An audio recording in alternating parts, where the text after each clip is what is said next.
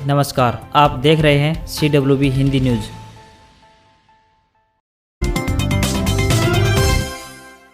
हरियाणा में अब 2 अगस्त तक बढ़ाया गया लॉकडाउन, दी गई कुछ और छूट। कोरोना के नए मामलों में कमी आने से सबको राहत है, लेकिन तीसरी लहर की संभावना के चलते सरकार कोई ढील नहीं दे रही है। इसी के चलते हरियाणा सरकार ने लॉकडाउन को 2 अगस्त तक बढ़ा दिया है। हालांकि इसमें पहले की तुलना में कुछ और छूट दी गई है। शनिवार को जारी नए आदेशों में सभी रेस्तरां को 50% कस्टमर क्षमता के साथ सुबह 8 बजे से लेकर रात 11 बजे तक और मॉल में स्थित रेस्तरां को सुबह 10 बजे से लेकर रात 11 बजे तक खोलने की अनुमति दी गई है। शिक्षण संस्थानों, विश्वविद्यालयों और कॉलेज द्वारा ली जाने वाली परीक्षाओं को संशोधित SOP की अनुपालना के साथ आयोजित करने की अनुमति प्रदान की गई है। इसके अलावा सभी दुकानों को सुबह 9 बजे से लेकर रात 8 बजे तक व मॉल में स्थित दुकानों को सुबह 10 बजे से लेकर रात 8 बजे तक ओपन करने की परमिशन दे दी गई है। इसके अलावा किसी शादी या अंतिम संस्कार या सामूहिक कार्यक्रम में अधिकतम 100 लोगों के साथ शिरकत कर सकेंगे। खुले स्थानों में ये 200 लोगों की मौजूदगी को स्वीकृति प्रदान की गई है। इसके अलावा ट्रेनिंग व कोचिंग सेंटर भी खुल सकेंगे। किसान नेता राकेश टिकैत ने कहा है कि किसान शर्तों के साथ सरकार से बातचीत नहीं कर सकते। सरकार ने किसानों की मांगें नहीं मानी तो आंदोलन 35 महीने और चलेगा। अगर हरियाणा सरकार सख्ती दिखाई तो जवाब दिया जाएगा। किसान अब तक कई बार सरकार को अपनी ताकत दिखा भी चुके हैं। राकेश टिकैत ने शनिवार को जयसिंहपुरा खेड़ा बॉर्डर पर धरने के 212वें दिन किसानों को संबोधित करते हुए यह बात कही।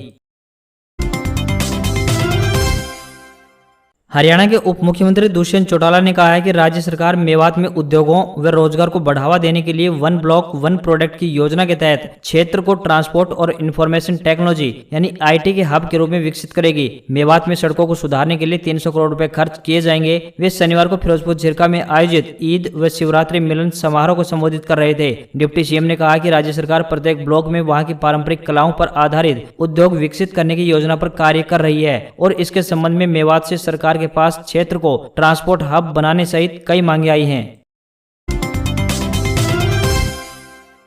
हरियाणा में मानसून सक्रिय हो गया है, जिसके चलते प्रदेश में भारी बारिश का अलर्ट जारी किया गया है। मौसम विभाग ने 26 से 29 जुलाई तक प्रदेश में भारी बारिश की संभावना जताई है, जिससे लोगों को जहां एक तरफ गर्मी से राहत मिलेगी तो वहीं दूसरी ओर तेज बारिश से जलभराव जैसी समस्याओं का भी सामना करना पड़ सकता है, क्योंकि बीते दिनों हुई तेज बारिश के कारण कई जगहों पर जलभराव की समस्या सामने आई थी। अधिकांश स्थानों पर गरज के साथ हल्की से मध्यम बारिश और उत्तरी, पूर्वी और दक्षिण पूर्वी भागों में अलग अलग स्थानों पर भारी से बहुत भारी वर्षा होगी।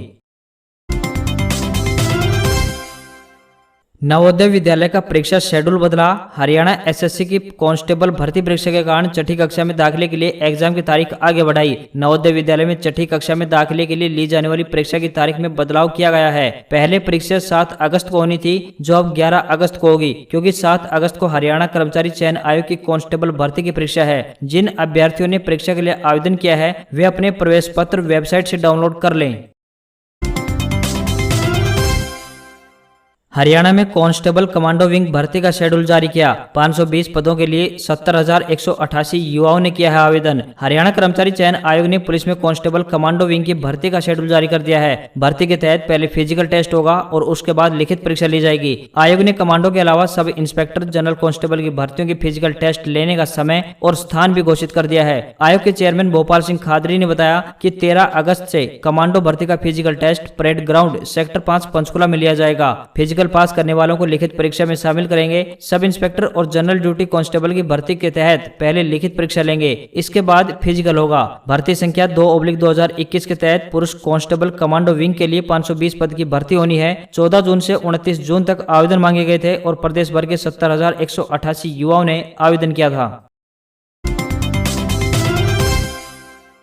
राजस्थान माध्यमिक शिक्षा बोर्ड यानी RBSC की वर्ष 2021 की सीनियर सेकेंडरी परीक्षा का परिणाम शनिवार शाम करीब 4 बजे घोषित कर दिया गया है। बोर्ड के 64 साल के इतिहास में यह पहला मौका है जब बोर्ड ने 12वीं आर्ट्स, साइंस और कॉमर्स का एक साथ परिणाम जारी किया है। सबसे पहले साइंस का रिजल्ट घोषित किया गया, इसके बाद आर्ट्स और कॉमर्स का परिणाम जारी किया गया। साइंस का 99.52 तो वहीं आर्ट्स 99.19 और कॉमर्स का 99.73% रिजल्ट रहा। राजस्थान के शिक्षा मंत्री गोविंद सिंह डोटासरा बोर्ड परिसर स्थित कॉन्फ्रेंस हॉल में लैपटॉप पर क्लिक कर परिणाम घोषित किया।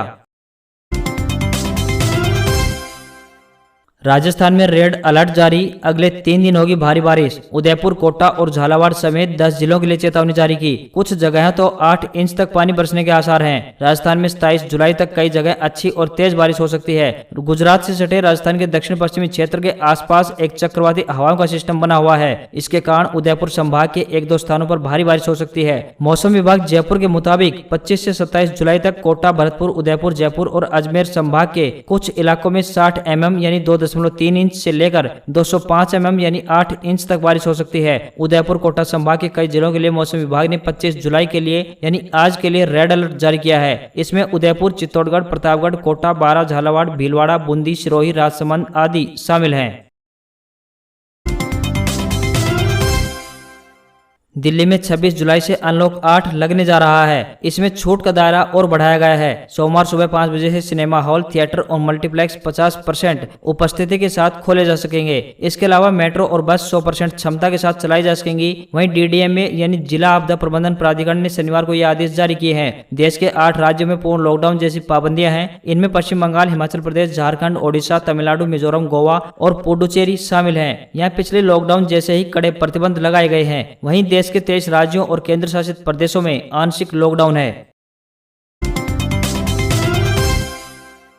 सावन शुरू होने से पहले उत्तराखंड पुलिस ने हरिद्वार को सील कर दिया है। पुलिस का कहना है कि कावड़ यात्रा के लिए किसी को शहर में नहीं आने दिया जाएगा। कोरोना के बढ़ते मामलों को देखकर राज्य सरकार ने कावड़ यात्रा रद्द कर दी थी, जिसके बाद हरिद्वार में कावड़ियों की एंट्री बैन कर दी गई है। सावन के साथ कावड़ यात्रा भी रविवार से शुरू हो रही है। कावड़िए हर की पौड़ी से गंगाजल भरकर अपनी यात्रा शुरू करते हैं। लिहाजा यहाँ गंगा घाट पर 24 जुलाई से 6 अगस्त तक के लिए कावड़ियों के आने पर पाबंदी लगा दी गई है। सावन का महीना 22 अगस्त तक चलेगा। हर साल लाखों की संख्या में श्रद्धालु सावन के महीने में कावड़ यात्रा निकालते हैं। कावड़िए उत्तराखंड के हरिद्वार, गौमुख और गंगोत्री से और बिहार के सुल्तानगंज से गंगाजल लेकर भगवान शिव को अर्पित करते हैं। कोरोना के चलते यह लगातार दूसरा साल है जब उत्तराखंड सरकार ने कावड़ यात्रा पर रोक लगाई है।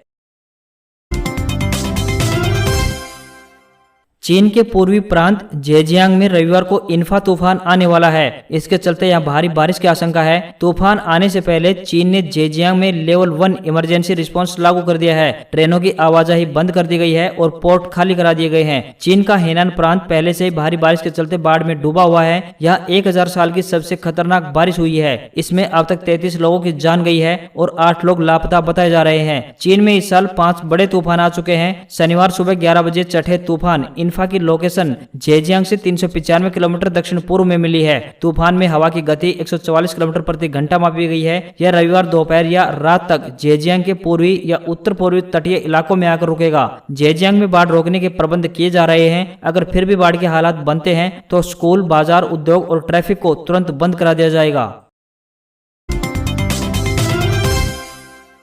नोकिया का नया फोन भारत में लॉन्च हो गया है। इसका नाम नोकिया 110 4G है। यह फोन स्लिक और स्टाइलिश डिजाइन लुक देता है। फोन हाथ से न गिरे इसके लिए इसमें न्यू राउंडेड फिनिश दी गई है। Nokia 110 4G phone HD voice calling offer करता है। यह फोन 4G कनेक्टिविटी के साथ आता है। नोकिया 110 4G की बैटरी 13 दिन तक स्टैंड बाई टाइम ऑफर करती है। साथ ही म्यूजिक लवर्स के लिए 16 घंटे तक गाने सुनने को मिलेंगे और वहीं 5 घंटे तक का टॉक टाइम भी मिलेगा। नोकिया 110 4G की कीमत 2799 रुपए रखी गई है।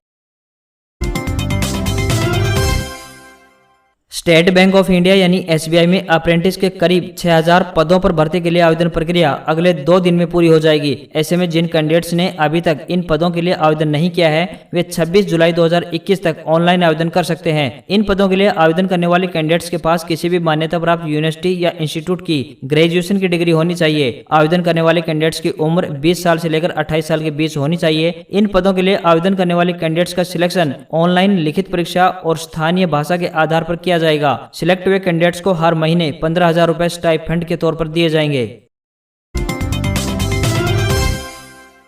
National institute of open schooling यानी NIOS ने 10वीं व 12वीं बोर्ड की जून 2021 परीक्षा का रिजल्ट जारी कर दिया है। स्टूडेंट्स बोर्ड की ऑफिशियल वेबसाइट results.nios.ac.in के जरिए अपना रिजल्ट चेक कर सकते हैं। इस साल 10वीं में 90.64% स्टूडेंट्स पास हुए हैं, जबकि 12वीं का रिजल्ट 79.21% रहा। NIOS chairperson doctor Saroj Sharma के मुताबिक यह पहली बार है जब NIOS ने CBSE से पहले रिजल्ट जारी किया है। ओलंपिक में पहला मेडल जीतने वाली मीराबाई की कहानी। 2016 में एक बार भी सही तरीके से वेट नहीं उठा पाई थी मीरा। अब वेट लिफ्टिंग में देश का 21 साल का इंतजार खत्म किया। मीराबाई चानू ने टोक्यो ओलंपिक में भारत को पहला मेडल दिला दिया है। उन्होंने 49 किलोग्राम वेट कैटेगरी में टोटल 202 किलोग्राम वजन उठाकर सिल्वर जीता है। इस तरह देश को वेट लिफ्टिंग में 21 साल बाद ओलंपिक मेडल मिला है। इससे पहले आपको बता दें कि सन 2000 में सिडनी ओलंपिक में कर्णम मल्लेश्वरी ने ब्रॉन्ज जीता था। 2018 कॉमनवेल्थ गेम में उन्होंने गोल्ड और अब ओलंपिक में सिल्वर मेडल जीता है। मीराबाई मणिपुर की इम्फाल की रहने वाली है। वे कुंजरानी देवी को अपना आदर्श मानती हैं। जीत के बाद मीराबाई ने कहा है कि मेरे लिए यह सपना सच होने जैसा है। मैं यह मेडल अपने देश और यहाँ के करोड़ों लोगों को डेडिकेट करती हूँ। चीन के हो जिहो ने 210 किलोग्राम वजन उठाकर गोल्ड मेडल जीता है। वहीं इंडोनेशिया की कैंटिका विंडी ने ब्रॉन्ज जीता है। वहीं आपको जनरल नॉलेज के लिए बता दें कि यहाँ टोक्यो ओलंपिक का पहला गोल्ड मेडल चीन ने जीता है।